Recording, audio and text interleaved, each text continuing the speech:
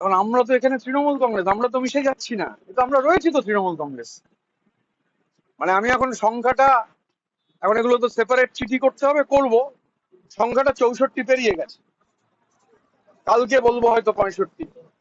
কাল যখন সেই এমএলএ আসবেন তখন বলবো 65।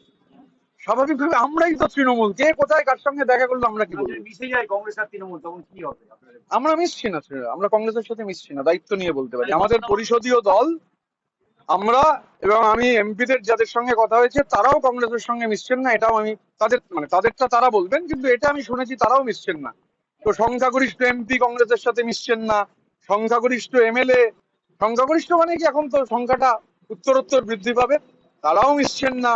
এরপরে হচ্ছে জেলা পরিষদও তো বহু জায়গায় তারা যারা আছেন অনেকের সাথে কথা হলো, কেউ মিশছেন না, মিউনিসিপ্যালিটি কেউ মিশবে না।